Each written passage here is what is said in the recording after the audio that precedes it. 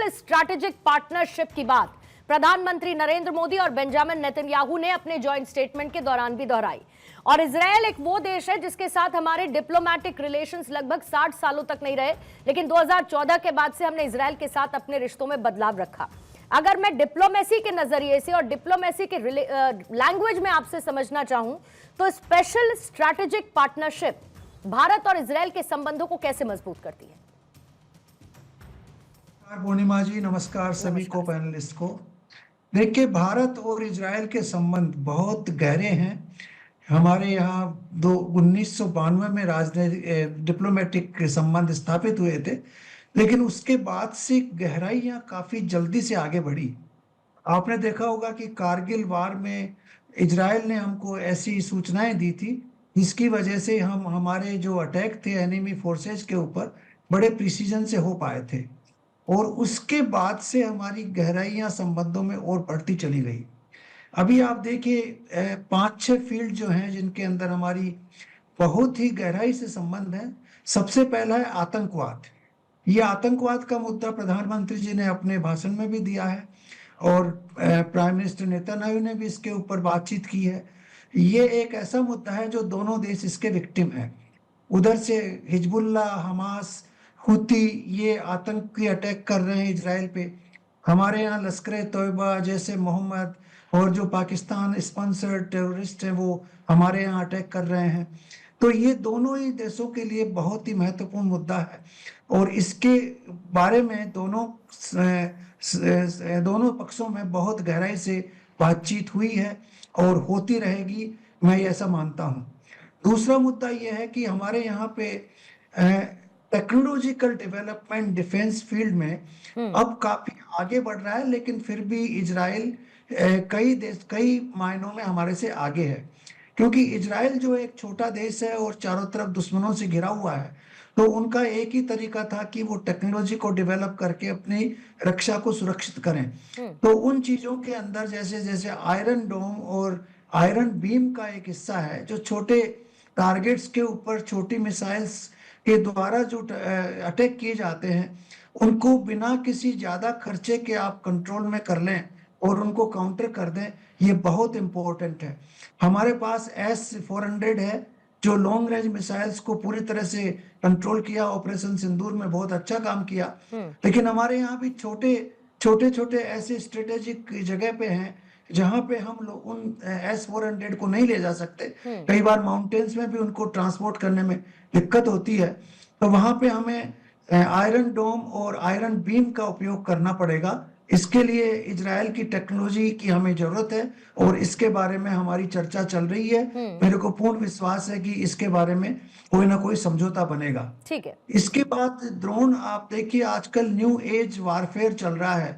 New age warfare में soldiers की जगह ड्रोन का बहुत जबरदस्त उपयोग हो रहा है। आपने देखा पाकिस्तान ने ऑपरेशन सिंदूर में भी हजारों ड्रोन जो तुर्की से आए थे उनके थ्रू हमारे ऊपर अटैक करने की कोशिश की, लेकिन हमने उनको नाकाम किया।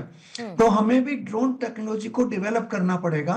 हमारे पास ऑलरेडी है कुछ हद तक, लेकिन उसको और आगे बढ़ाने के लिए हमें इजराइल के जो है इनके पास तकनीक हैं उनको साझा करके DRDO और दोनों एजेंसी मिलके इसको आगे बढ़ाएं। हमारे प्राइवेट सेक्टर में भी ड्रोन प्रोडक्शन का काम चालू हुआ है, तो वहां भी इजराइल का सहयोग लिया जा सकता है। बिल्कुल, क्योंकि डिफेंस के सेक्टर में लगातार आत्मनिर्भरता की बात कही जा रही थी आलोक सर, लेकिन इंपॉर्टेंट बात एक ये भी है दो, और इसमें मेरे दो सवाल हैं, फिर मैं उसके बाद बाकी मेहमानों के पास जाऊंगी। एक तरफ जो आतंकवाद को लेकर प्रधानमंत्री ने नो डबल स्टैंडर्ड का जिक्र किया, जीरो टॉलरेंस का भी जिक्र किया, इससे क्या पश्चिमी देशों को आईना दिखाने की कोशिश की, क्योंकि उनका आतंकवाद को लेकर दोहरा रवैया रहा है, ये बात कई बार प्रधानमंत्री कह चुके हैं। दूसरा, क्या पाकिस्तान जैसे देशों पर इजरायल और भारत का आतंकवाद को लेकर सख्त रुख क्या एक प्रेशर बनाएगा, क्या उनकी एक अकाउंटेबिलिटी तय करने में सक्षम नजर आता है? और तीसरी बात सर, जो अभी अभी कही गौरीशंकर गुप्ता साहब ने, क्या हमारी जो हम आत्मनिर्भर भारत की बात करते हैं डिफेंस सेक्टर में, हमारी निर्भरता तो नहीं बढ़ाएगा इजरायल के ऊपर हथियारों के लिहाज से? पूर्णिमा जी, एक साथ कई चीज आपने बोली है, बारी बारी से मैं कह रहा हूँ कि सब ये जो अंतर्राष्ट्रीय जगत में जो नए आयाम बन रहे हैं ना, नई तरह के ध्रुवीकरण हो रहे हैं, और अब खुल के हर देश नए ध्रुवीकरण की तरफ बढ़ रहा है। तो ये ध्रुवीकरण जो यहाँ पे अभी बन रहा है वो ये है कि एक इजराइल ने प्रपोज किया है हेक्सागोन अलायंस का। हेक्सागोन अलायंस में वो इंडिया, ग्रीस, साइप्रस मिलाकर के हम एक अलायंस बनाना चाहते हैं। ये वस्तुतः देखिए हमारे में कॉमनलिटी क्या है कि इजराइल भी इस्लामिक आतंकवाद से प्रताड़ित रहा है, जी। भारत भी इस्लामिक आतंकवाद से प्रताड़ित रहा है। तो ये शिया आतंकवादी हो या सुन्नी आतंकवादी हो, इस तरह के आतंकवादियों को प्रश्रय देने वाले जितने भी देश हैं इस क्षेत्र में या ग्लोबली, उनके खिलाफ जो हम लड़ रहे हैं उसमें उस लड़ाई के अंतर्गत हम अपने आप को इजराइल से बहुत करीब पाते हैं और इजराइल और हम दोनों एक ही स्थिति में अपने आप को पाने के कारण स्वाभाविक है कि हमारा कॉपरेशन काफी तेजी से बढ़ेगा। इतना ही नहीं, गाढ़े समय में इजराइल ने हमें साथ दिया था। जैसा कि अभी सर ने बताया हमें, मैं इजराइल वार में था, जिस तरह के प्रिसीजन स्ट्राइक वेपन्स उन्होंने दिए हमारे पास, रातों रात पहुंचाए हमारे पास, उससे पूरी समा वहां बदल गई रातों रात। इसके अलावा और भी कई तरह की चीजें हैं जो बहुत सारी चीजें खुले पटल पर नहीं कही जा सकती हैं। जिस तरह के आधुनिक वेपन उन्होंने हमें ड्रोन आज से नहीं कितने दशकों पहले से दिया हुआ है, मोर देन ए डिकेड, 15 साल से पहले से दिया हुआ है। हेरॉन दिया हुआ है, सर्चर्स दिए हुए हैं, कई तरह के ड्रोन दिए हुए हैं। तो इसके अलावा अब उनके पास ऐसे ड्रोन है जो मिसाइल अटैक कर सकते हैं। हमारे पास रीपर ड्रोन है, उनके पास ऐसे ऐसे मिसाइल है, जैसे एयर टू एयर मिसाइल उनका 250 किलोमीटर का एस्टेब्लिश रेंज का है जो हमको तुरंत चाहिए, जो इस वार्ता में बातचीत चल रही है। और इसके अलावा हमें उनके पास एक ऐसा air to surface ballistic missile है जो एयरक्राफ्ट से लॉन्च किया जा सकता है, जो 2000 किलोमीटर की जिसकी रेंज है और उसका प्रिसीजन एकदम परफेक्ट है। तो हमको तो कहीं जाने की जरूरत ही नहीं पड़ेगी, पाकिस्तान के आसपास भी कहीं जाने की जरूरत नहीं, हम बैठे बैठे Su-30 से लॉन्च उसको कर सकते हैं, Su-30 में वो माउंट हो सकता है।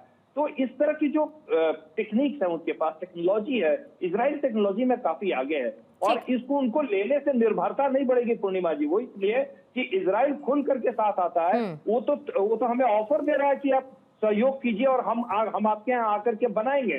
तो इंडो इजरायली कोऑपरेशन के द्वारा यहाँ पर तकनीकी ट्रांसफर हो रही है और भारत आत्मनिर्भर को मानते हुए इजराइल इसके लिए तैयार है कि इन सब चीजों का जो निर्यात करेगा हमें, उसका वो निर्माण भारत में भी करने को तैयार है। तो इससे हमारी टेक्नोलॉजी उस लेवल पे बढ़ जाएगी रादर। बिल्कुल, और टेक्नोलॉजी ट्रांसफर और उन टेक्नोलॉजी ट्रांसफर की चर्चा पिछले कई समय में कई देशों के साथ भारत ने की और आज की डेट में वो टेक्नोलॉजी ट्रांसफर बहुत इंपॉर्टेंटली कंसिडर भी किया जाता है। कैप्टन साहब भी हमारे साथ जुड़ चुके हैं। कैप्टन साहब, आपका मैं स्वागत करती हूँ।